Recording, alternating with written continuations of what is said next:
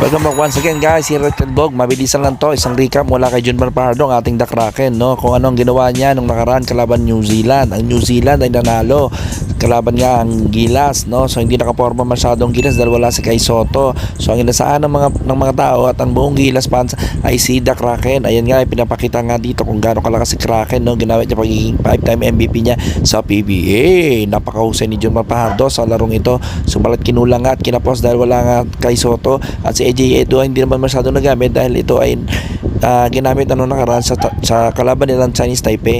Andiyan naman si Brownlee at nandiyan din naman si Dwight Ramos. Pasensya nyo na po ako sa mga nasabi ko, isang pagkakamali lang.